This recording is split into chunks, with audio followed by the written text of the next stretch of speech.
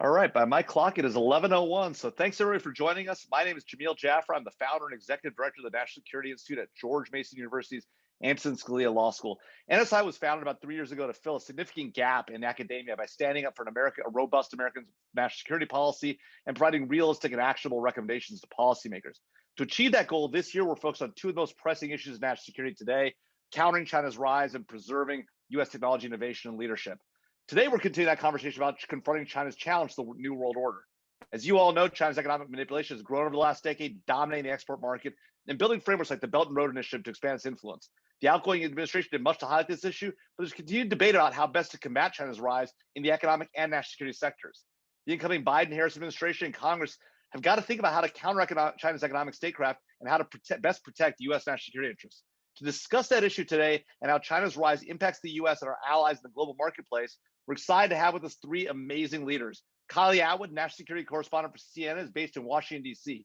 Since joining Siena in 2019, Kylie's reported on developments in U.S. national security, including Russia, Afghanistan, China, and Mexico.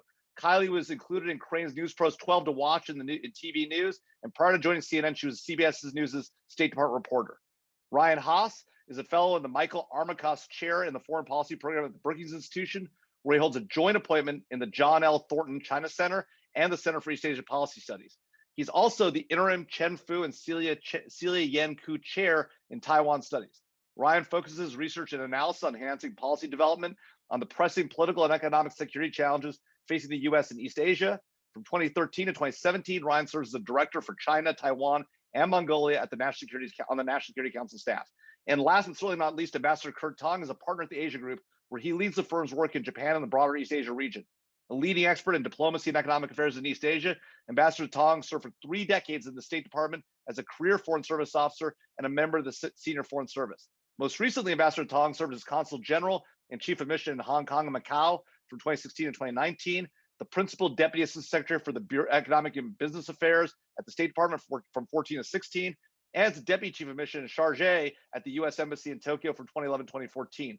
Prior to these positions, Ambassador Tong served as ambassador to APEC in 2011 and led the U.S. chairmanship of the organization during the most productive periods in APEC's history. I'd like to thank Kylie, Ryan, and Ambassador Tong for joining us. Kylie, it's all yours. Take it away.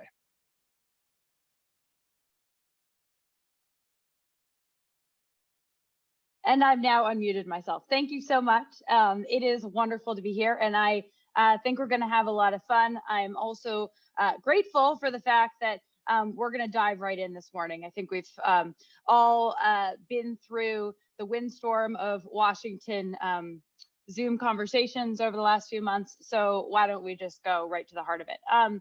Ambassador Tong and Ryan Haas, it's great to be here with you guys. I am wondering, as we look forward to an incoming Biden team, we know it's going to take them a while to fully form their China policy. That is to be expected. But what can they do right out of the gates in the first month or two to set the tone on what their policy vis-a-vis China will be? Ryan, you're shaking your head, so let's start with you. Well, Kylie, thank you for the question, and Jamil, thank you for bringing us together. It's my honor to be with you guys.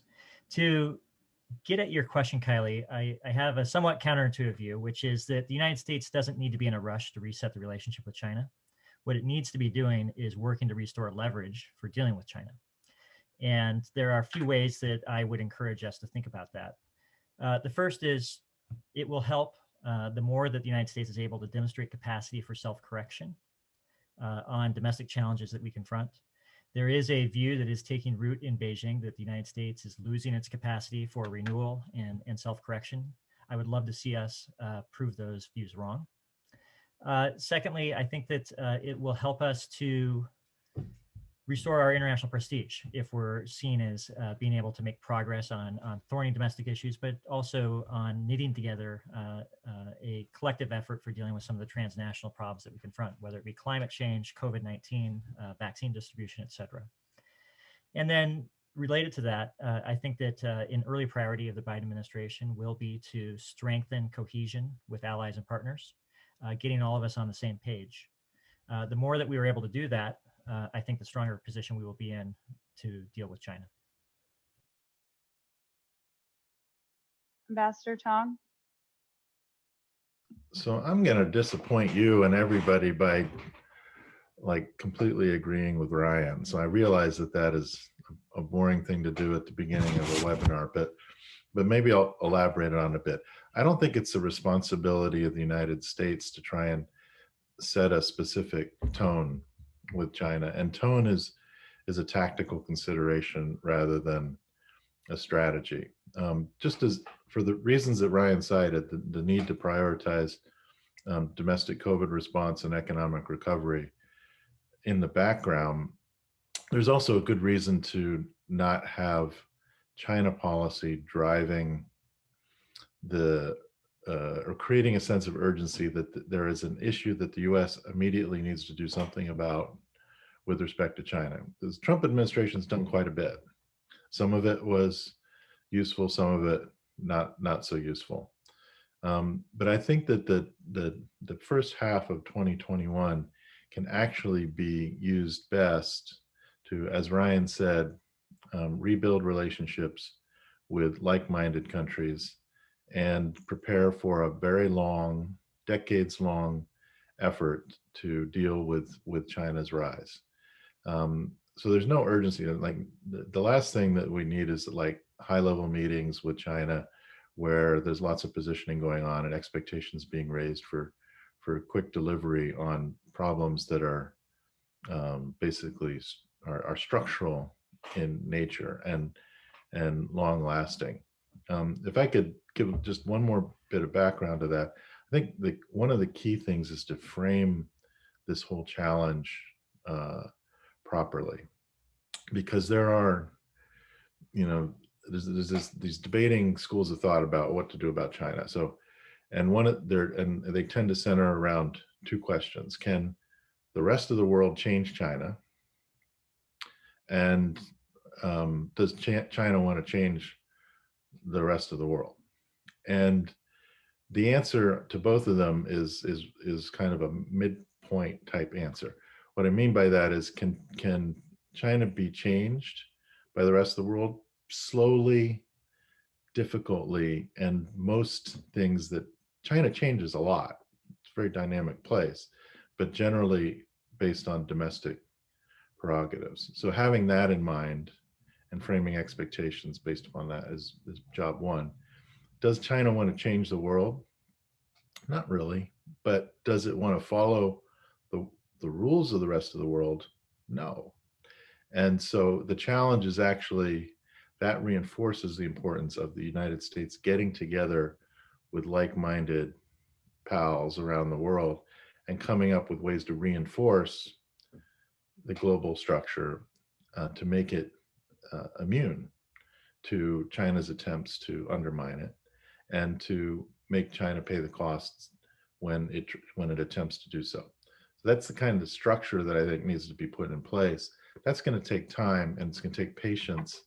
And I don't think that there's a need for the United States to go chasing after the panda right away. That's helpful. One thing that I'm interested for you to expand on a little bit is you said that slowly the rest of the world can change China. Just for sake of this conversation, are there any examples that you would offer up to show how China has indeed changed due to pressure from the world, either during the Obama administration or over recent years during the Trump administration? During the Trump administration, it's more difficult to come up with examples because China's been vectoring in a negative direction from the perspective of the United States quite severely. And so any signs of essentially the chore is to try and coerce, convince, entice China into becoming less different from the rest of the world in terms of how it operates its economy, first and foremost, and also how it operates its government, secondary, I think, and therefore allow it to participate in the global system in ways that are not disruptive.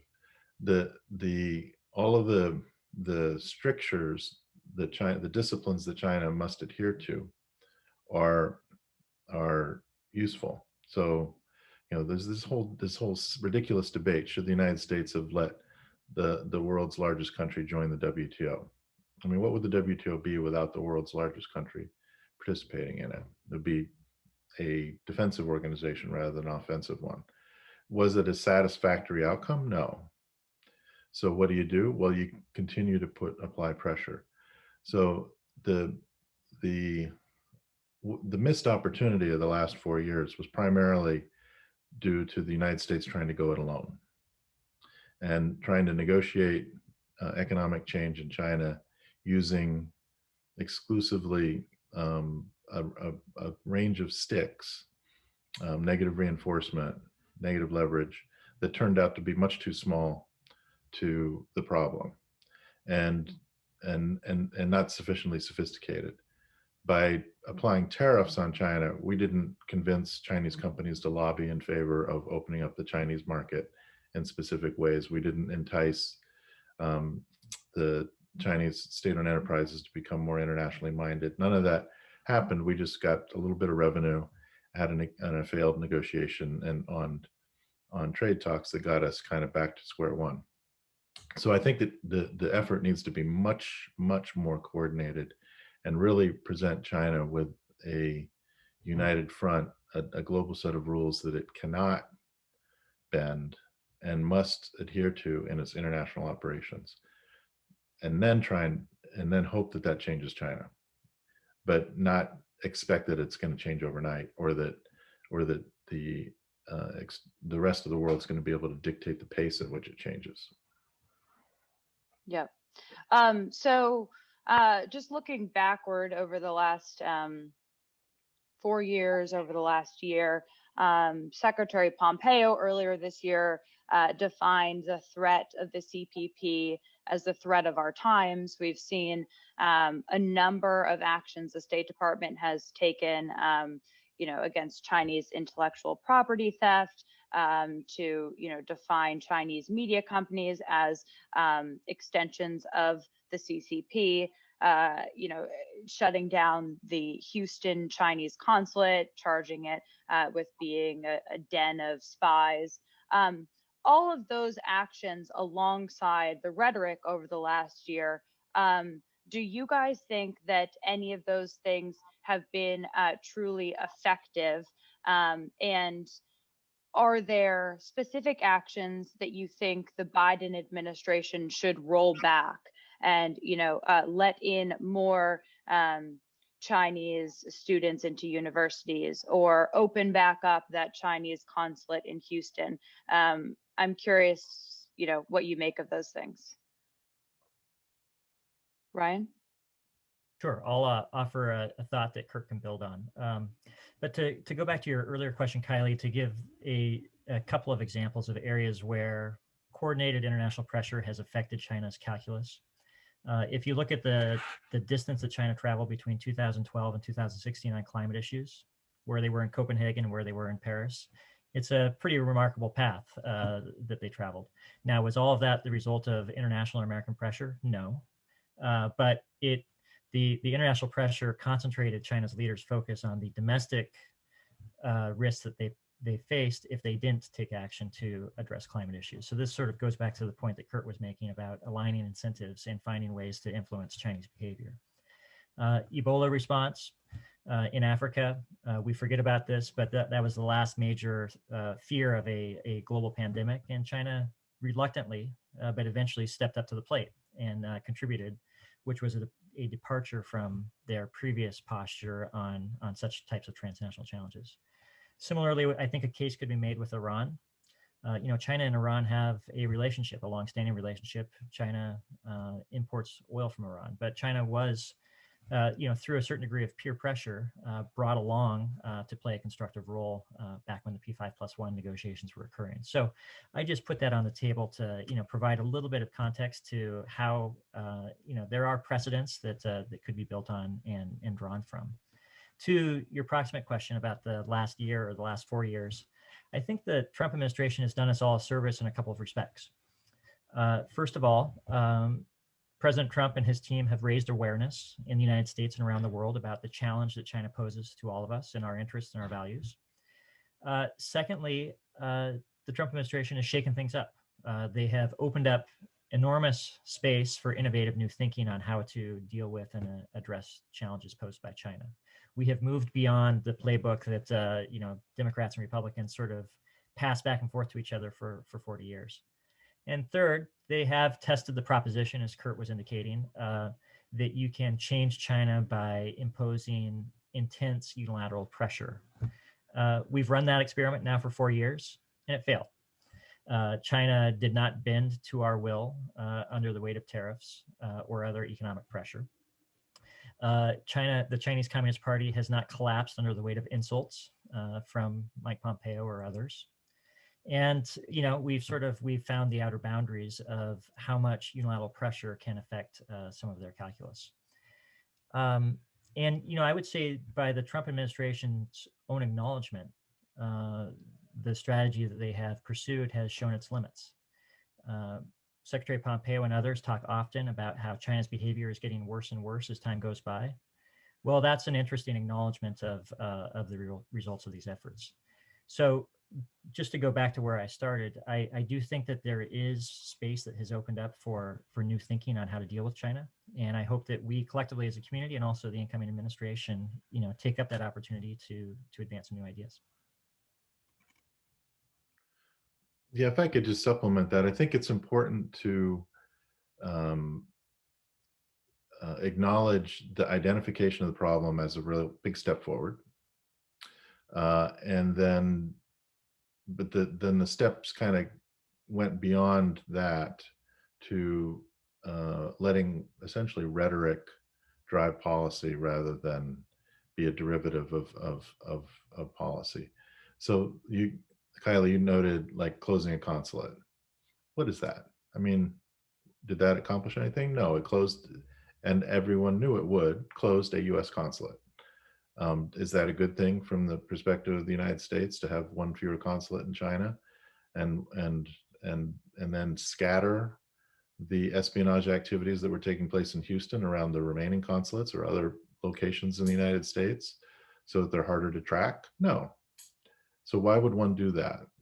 Only for rhetorical purposes or demonstration purposes. So I think it's important for us to get past policy to support rhetoric and actually think about consistency with clearly defined interests and act accordingly, and also activity that's consistent with our values. So sanctioning China over Xinjiang, yeah, you betcha. Why not? I mean, that's an extraordinarily egregious activity taking place out there. The cost to the United States is low. Does it change China? No, but it's some good, potent, well-targeted and justifiable demonstration of concern about that issue that might lead other countries to do the same, or at least say the same, if not conduct sanctions themselves. So I think that there just needs to be a recognition that these various tools have a certain amount of reach and are not in and of themselves a policy, and a more effective approach is not strategic patience in the sense of we're just going to let China do what it wants to do. Not at all, but rather, again, focusing on rules, norms, and allies, and constructing issue by issue coalitions of the willing to maintain, support, and expand American values around the world. Mm-hmm. And as you lead into, I think, a good another topic of conversation here, which is, America leading and, being the leading democracy in the world. And one thing that the Biden administration has committed to do is this, summit of democracies in its first year. The subtext of that obviously is no China, no Russia, right? So from your guys' perspective, being at the NSC, being an ambassador in the region, how does a summit like that actually turn into an effective discussion? Does it have to have a conversation that is specifically about Chinese treatment of the Uyghurs, or about Chinese inability to allow North Korea sanctions to be effective? Are those topics that are discussed, or do you more broadly talk about the efficacy of democracies and steer clear of China's inability to, fall to be a democracy in the world? I mean, I'll jump in on that. I think a summit about democracy is a great idea, as you're implying in the second part of your question, and getting like-minded leaders together to talk about the importance of democratic values, human rights, and the appropriate way for countries to conduct internal and external governance affairs is absolutely a valuable thing to do.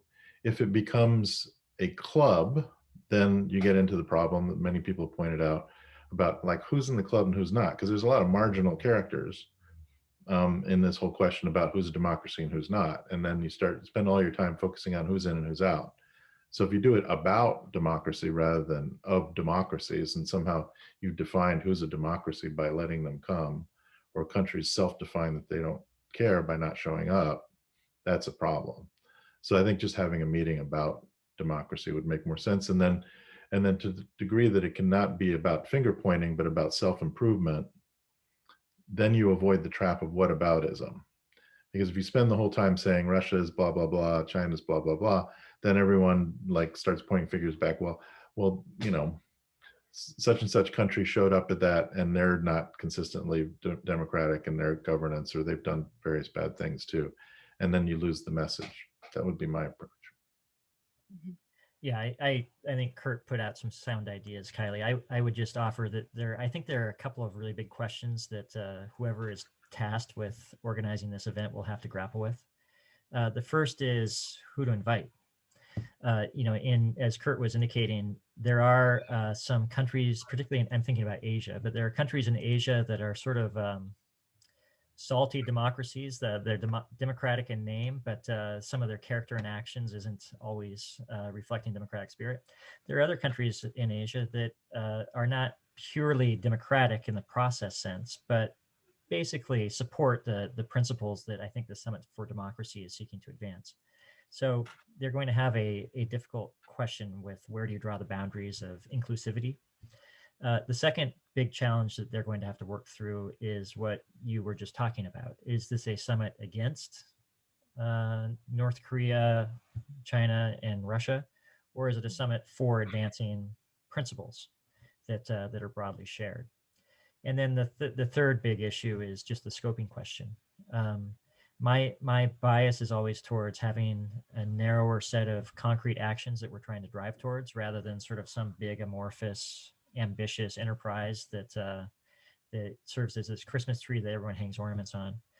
But to the extent that the organizers are able to really focus it on things like human rights, rule of law, addressing kleptocracy, things like this that have sort of concreteness to them, I think that the greater the likelihood of this project gaining momentum. Okay, so you seem to echo Ambassador Tong on that, which is, it's a big question as to how they approach that.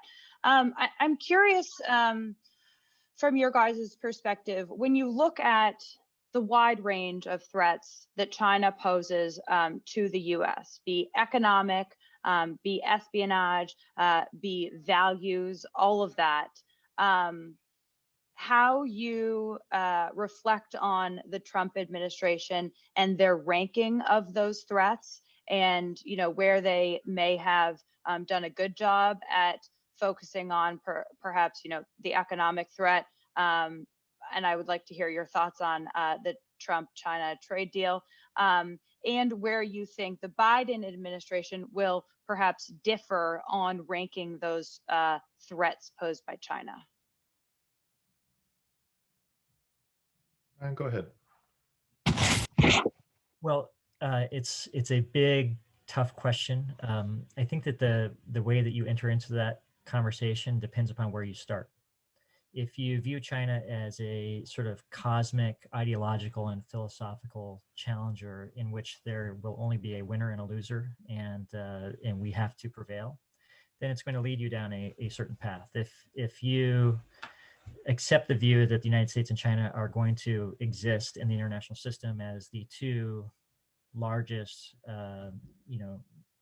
most heavily resourced powers in the world, it takes you down a different path. I tend to support what Kurt was saying a moment ago, that the United States and China are engaged in a long-term competition. It's a competition where the United States and China have a sort of a different set of assumptions and a different bet. Our bet is that our system of government and governance is the best system for unlocking the potential and realizing the ambitions of our people.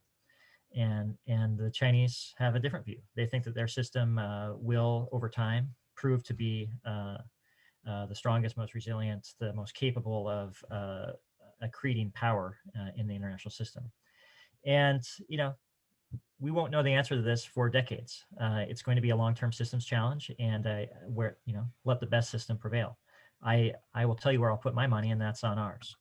But to the broader question, Kylie, which you are driving towards, which are China's ambitions, I really think that it's a two-part question. The first is, how does China define its ambitions? And then the second is, how likely is China to achieve them? And this is an issue on which there is not consensus in the China watching community. There's an intense and ongoing debate. So I won't pretend to give you a definitive answer, but I'd be happy to provide a perspective if it's useful after Kurt jumps in. I'm not sure personally, my view is that the economic threat is the most significant one in the near term. But the economic threat, security threat, values threat, all of them need to be addressed and dealt with using the right tools and the right positioning in order to project American power in positive ways. I would hesitate to say that there's any need to establish a pecking order among the various issues, and doing so can often lead you in the direction of policy mistakes. Like, for example, I was talking to someone yesterday about North Korea situation. Last thing you'd ever want to do is say, well, if China does what's probably in its own interest to help the rest of the region in dealing with the North Korean threat, that then they should get some quid pro quo for that on other issues. So ranking and categorizing can be a treacherous exercise. Ryan, do you want to add to that, or can I jump off of something that the ambassador said? No, the only thing I would add is a brief addendum, is that for a long time there was an effort in the U.S.-China relationship to keep issues separated, to keep the lanes sort of demarcated. And President Trump, when he was addressing the North Korea issue, he sort of blurred those lines. He said, if China does me a solid on North Korea, I will take it easy on them on trade issues. That was a significant moment. It was a departure from the way that the relationship had been managed for a long period of time. And it resulted in sort of this jumbled knot of issues that became very difficult to untangle. Ambassador, because you pointed to the economic threat as perhaps the greatest one posed by China, I would like to take the opportunity to just kind of touch upon the TPP and President Trump's phase one trade deal. Obviously, I'm not sure if everyone watching knows, but you are one of the architects of the TPP. You also worked on the US-Korea free trade agreement. So you're kind of the best person to discuss this with. Is there any upside to ditching Trump's phase one trade deal with China when the Biden team comes in, and trying to rehatch, obviously, a new version of the TPP? So I don't think those two are connected. The phase one deal was there was nothing wrong with it. It just the um, the outcome in terms of what we got in phase one is incomplete, given the amount of leverage which was applied through tariffs. I think from the perspective of the United States, we haven't gotten enough yet. I think that's why the tariffs are still on, and that's why President-elect Biden has said he's probably not going to take them off for a while. That I think is a separate tactical discussion from the TPP. There was nothing, the agenda that USTR Lighthizer put forward through the 301 report was a very appropriate set of demands on China for reform of its economic system on a structural basis. Very ambitious requests. Not surprising that China didn't sign up, but they discussed it a lot, and it was also consistent with the agenda that was in the bilateral investment treaty discussions with China for a number of years before that. Those are having that list of particulars that we need to see from China, or we want to see from China, is important to have out there. The whole TPP question, and nice of you to say I'm architect of TPP. It's like an architecture firm, right, where you have a few thousand people designing a building. But and I might have helped with the pipes or the entranceway. But no building without the pipes. Yeah, pipes are important. But I would be very surprised to see the United States jump back into TPP in the short term, just because the Congress isn't there and it hasn't been re-explained to the American people in a way that they would understand and translate the personal confidence that most Americans have that trade is good for them into confidence in their government to get them a good deal. The reason why TPP was both Clinton and Trump walked away from TPP was that they sensed that the American people didn't trust the US government to negotiate a good deal. And the deal had been under so much attack. It wasn't about the particulars of it per se. So what do we do in that context? It's political reality in the US that our hands are a bit constrained. I think we take the parts of TPP or the issues that matter most to the United States and find ways to participate in, again, coalitions of the willing, coalitions of like-minded economies that can make progress on those. So say, for example, subsidies. The proper venue for that would be both the WTO and regionally to try and reach agreement among nations of the Indo-Pacific, where China has the biggest impact, to establish rules that would constrain China's ability to use subsidies to assist its presence in the region. Technology. In that case, it's more a question of maintaining a technological gap with China on key items. So it's probably a different set of players. Who has the technology that we don't want China to steal or be able to steal or develop as quickly on its own for purely military and strategic reasons. So figure out who those countries are and then figure out ways to work together. I don't think we're going to recreate the Wassenaar system or the degree of coordination that took place during the Cold War, because the lines aren't drawn as clearly. And it's probably not necessary to do so. We want China to participate in the international economy. We just want them to always be 5 years behind on AI, on semiconductors and the like. Figure out ways to do that. Countries that need to participate and do it. On and on and on down the list of issues. That to me is the right way to use American diplomatic strength and energy, as opposed to trying to join one of these clubs that where you make huge effort to create an agreement, and at the end of the day, the bottom line outcome may just be a set of compromises. Ryan, do you want to add anything to that? I mean, I think that Kurt laid it out exceptionally well. Yeah. The only thing I would challenge him on is the idea that he was only in charge of the plumbing and wiring of the building that was built. Kurt, as you indicated, played a very important role on a lot of those discussions. I also think that, the notion that the United States is going to separate itself from China and wall China off into angry isolation, as seductive as it may be, sort of conceptually and intellectually, practically speaking, it's just not an available option. China accounts for nearly 20% of the global economy, and that share will continue to grow. And as China, moves up the value chain, its demand for services where the United States has a comparative advantage likely will grow as well.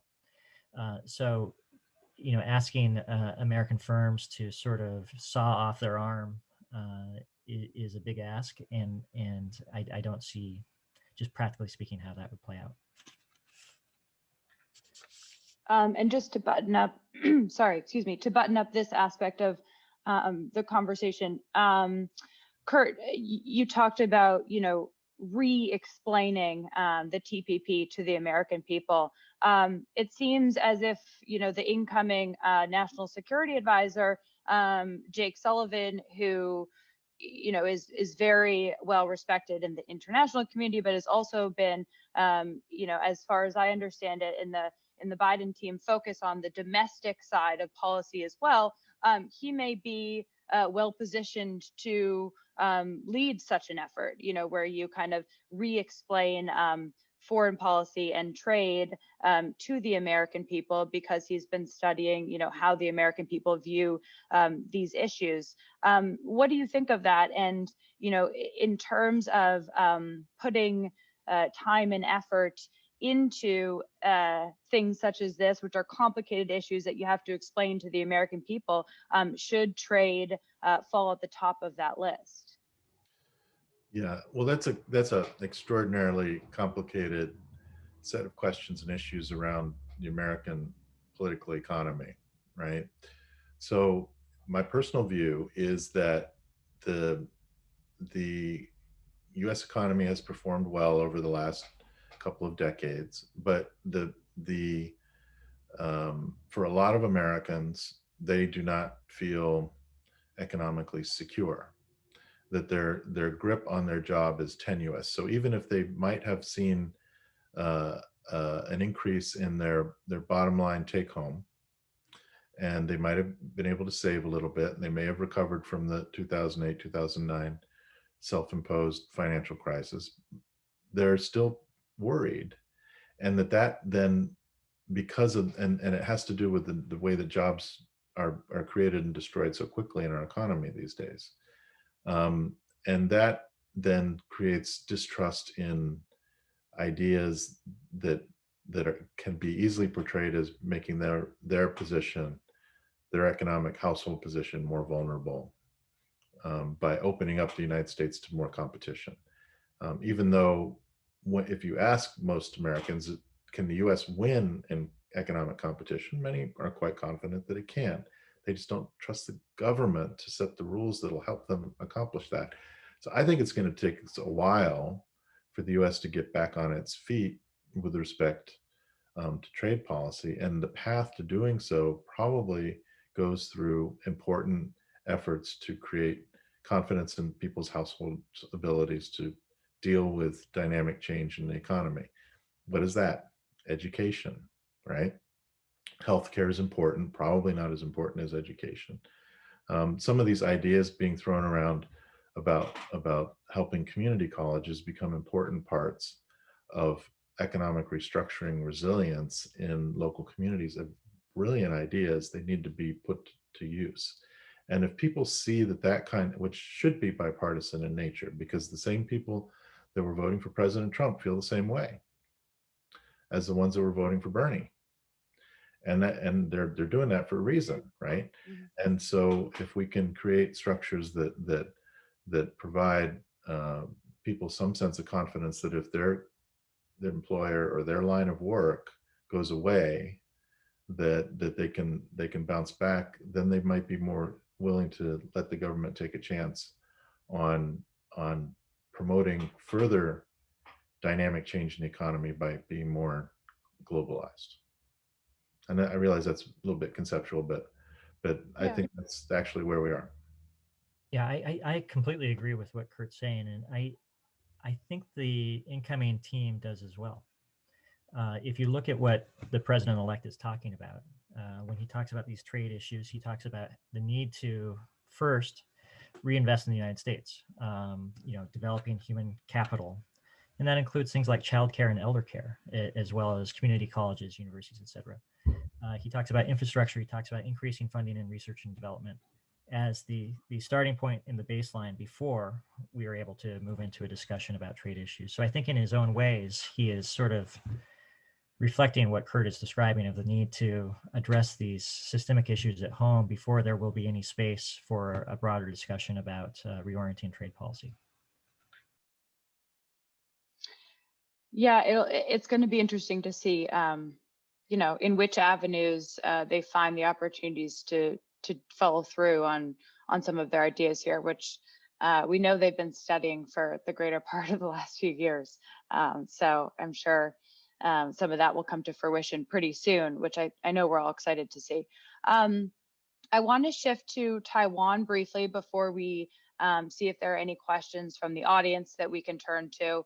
And Ryan, given the role you have played in U.S.-Taiwan relations, particularly at the NSC, and pieces that you have recently written casting a positive tone about the future of U.S.-Taiwan relations and what may come to fruition in the Biden administration. I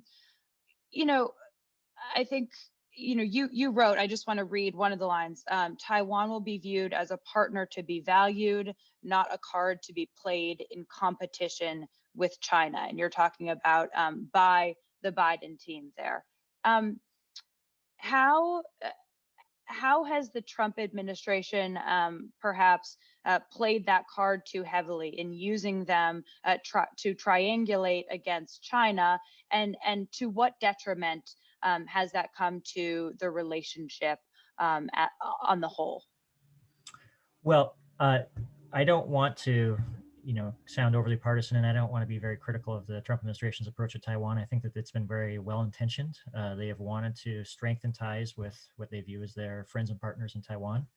And I hope that over time, Taiwan remains an issue that is sort of immune from partisanship. But to try to be responsive to your question, Kylie,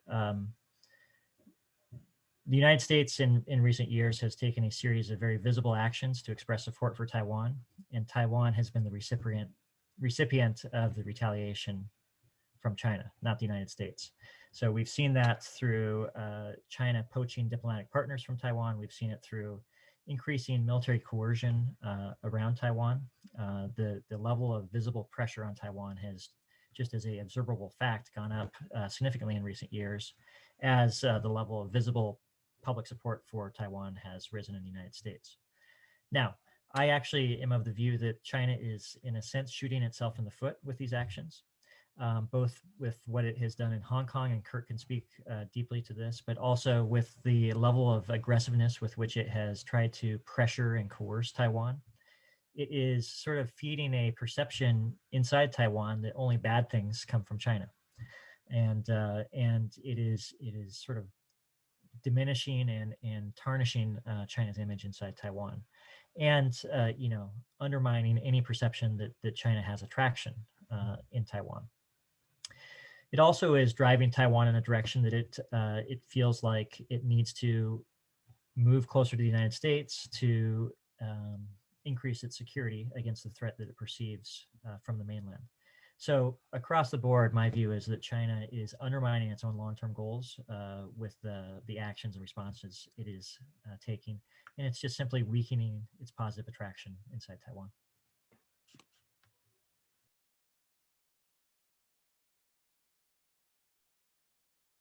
Ambassador Tong, do you want to add to that? I mean, I know that obviously, living in the region, you've seen the progression of Taiwan over the last few decades. Any other insights that you think are important to take into consideration? I would just add one point that the Taiwan's a lot of smart people there, and they think very, very carefully and seriously about their relationship with the United States, with the rest of the region, and with China. And so I would like to see us talk to those people a lot and listen to what they say about what they think is the right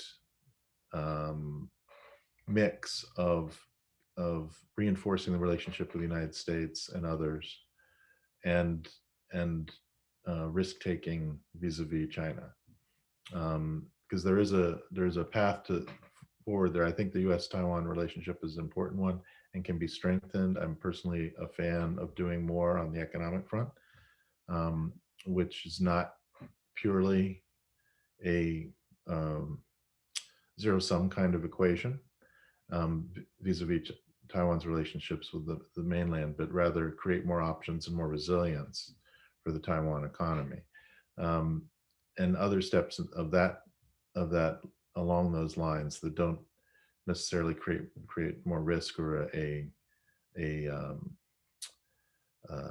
flare-up, which because I just don't trust China to do to always do. I think they would probably. I mean, I got a little bit of sense that China wouldn't make a huge mistake on Taiwan, but there's always that possibility. We don't need to be pushing them in the direction of doing something stupid.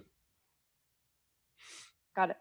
All right, I'm going to look at what questions we have in the queue from folks now and see what we can dive into from folks who are listening.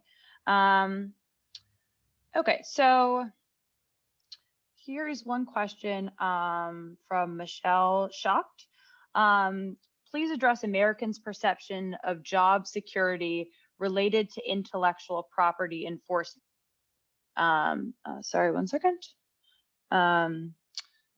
Intellectual property enforcement, antitrust, tech monopoly regulation, reform of DMCA, Section 230, as an economic priority for the Biden administration. So I think, Ambassador Tong, that's probably a good one for you to dive into, just because you specifically talked about 230. Well, that's a lot of different issues. Yeah. And some of them they're not all consistent with one another. I think it's really important to, intellectual property is property, and it's easier to steal intellectual property than it is to steal other types of property, and it needs to be defended and enforced, and there needs to be strong ways of doing it. Working in that area should always be a high priority for a idea-based, innovative economy like the United States, and so that should certainly be a high priority. There are really complex issues around data governance, antitrust, and the questions about how the internet and e-commerce should be regulated and managed. I'm not sure whether we want to get into those today. I think that in a China context, it's very important to recognize that China unilaterally has led us into a situation where much of the internet economy and e-commerce are separated by China, not by us, and that's created an ecosystem, a separate ecosystem within the Chinese economy that in some ways is just kind of irrelevant to the United States, in some ways could become a concern or a threat to the United States. And I think that needs to be watched really, really closely, and appropriate action taken. I think the biggest emphasis in the short term should be around ideas of data governance and the fundamental concept of making sure that the internet is as unfettered as possible in its ability to share ideas and information, and keep China isolated. Currently, China is quite isolated in the approach that they take to the internet economy. I think we should keep them there. Okay, forgive me for playing popcorn, but we are going to go back to Taiwan for a second. This is a question from Mike Nelson from Carnegie. Taiwan has been the target of intense cyber attacks and disinformation campaigns from China. In response, Taiwan's digital minister, Audrey Tang, has led some very innovative efforts to debunk propaganda. We have seen the impact of Russian and Chinese influence campaigns in the US. What can we learn from Taiwan? Ryan, let's go to you for that. Well, I think it's a great question. I think there's a lot we can learn from Taiwan. The Chinese were hoping to influence the direction of the last presidential election away from President Tsai. They failed. President Tsai won by a commanding lead, and part of that was because Audrey Tong and her team were so effective at rapidly responding to these incidents of disinformation and attempts to try to sow confusion within Taiwan society. So my hope, we were talking about the Summit for Democracy before. Another platform is the Global Cooperation and Training Framework, which is a platform where Taiwan is able to share its expertise with other countries around the world. Taiwan is at the leading edge on dealing with these issues, and we should be encouraging them to share the best practices that they've developed with many countries, because it's not just Taiwan and the United States that are having to contend with these problems.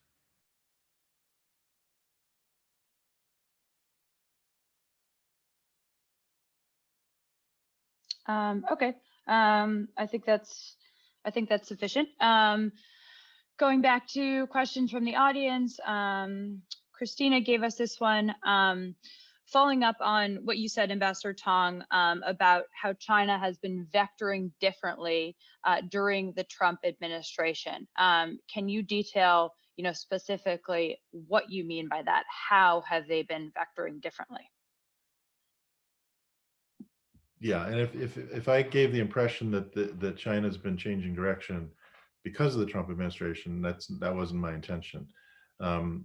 China, I think, essentially since the time that Xi Jinping has started consolidating power, has been moving in a direction which is, in terms of internal governance, more authoritarian in nature, less open to open thought and communication, and that's had, and consistent with that, China has become more aggressive in asserting its exceptionalism and its point of view internationally in more aggressive ways, and attempted to use positive and negative leverage to influence its external environment with much more energy in the last 5, 6, 7 years. So and that's not something that it's not the U.S.'s fault,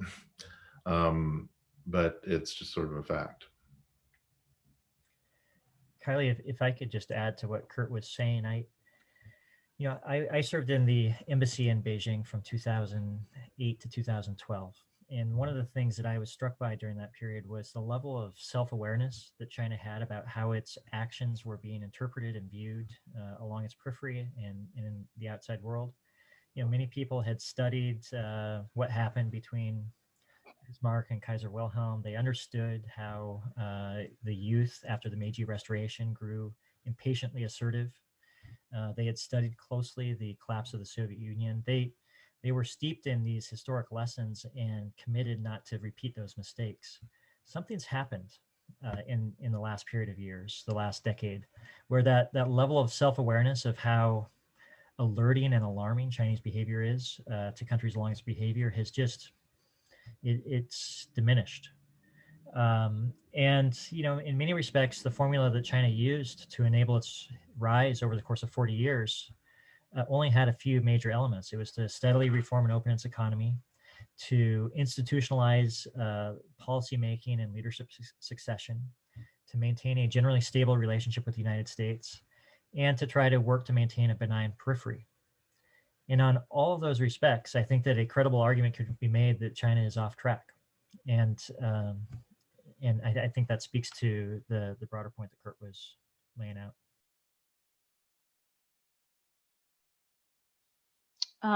That's really interesting insight from your time on the ground there. Selfishly, from a reporter's perspective, I'm trying to figure out, who the the Biden team is going to put in place as ambassadors in these incredibly important roles, particularly in Beijing. I'm wondering, if you guys have a perspective as to what kind of person at this moment in time they need to put as their chief of mission ambassador in Beijing. Ryan? Well, I'll be curious to hear what Kurt has to say. I mean, my view is that the attributes that I think would be helpful for an ambassador would be a certain degree of knowledge and sophistication about China, its history, its ambitions, its the cross currents that are sort of pushing China in different directions. But more importantly, a relationship with the president, because the more that the Chinese see the ambassador as representing the president's views and the president's voice, the harder it is for them to discount or diminish the messages that they're receiving. And the incoming ambassador is going to have to deliver some tough messages over the course of the coming years, because there are, as we've been discussing, real structural issues that are going to need to be contended with. Yeah, I would just add to that. I think Ryan should do the job, but the leadership and resilience as personal characteristics. It's a tough job in Beijing, because you are. It's not a friendly environment, and there's no way to use charm to change Chinese policy. So, and that's the kind of thing ambassadors kind of like to try and do. Like, I'm just going to be like really convincing and really smart and really nice, and everyone's going to change their mind. It's not going to work. So in that environment, having and leading a large team, a very important team of people who are understanding what's happening in China and interacting with the Chinese government on specific U.S. interests. That's really important to be resilient and be able to handle setbacks. I thought Ambassador Branstad scored well in that regard. He, I think was chosen because of his pre-existing relationship with Xi Jinping as governor of Iowa. And I don't think that Ambassador Branstad would say that had a lot of impact on Chinese policy. But as a person, he did a nice job keeping the information going and executing leadership within the mission. Yeah, we didn't hear about him all that much here in Washington, but I do think that folks thought he did a great job with a really hard assignment. So I appreciate it, you guys. I'm going to turn the conversation back to Jamil to wrap things up, but it's been fruitful and interesting, and I really appreciate everyone tuning in. Yeah, thanks everybody to being here. Thank you, Ambassador Tong, Ryan, Kylie. A great conversation. Look, obviously a critically challenging issue for us to deal with, and an important issue. And as Ambassador Tong said, and Ryan mentioned, look, this is a long-term thing. This is not going to be solved tomorrow. It's not going to turn completely on who we put in Beijing as the ambassador, but these are important decisions, and they're important decisions to make about the trade, the economic situation going forward. So thank you all for being here. If you want more information about NSI, read our papers, please check out our website at nsi.gmu.edu. After the webinar ends, there will be a survey. Please fill it out. Let us know what you think about the event. And also, we look forward to seeing you on later events on countering China's rise and preserving U.S. and technology innovation leadership in the new year. And finally, follow us on Twitter at Mason Natsek. Follow us on LinkedIn, NSI. And again, Kylie, Ambassador Tong, Ryan, thank you so much. Have a great afternoon, everybody.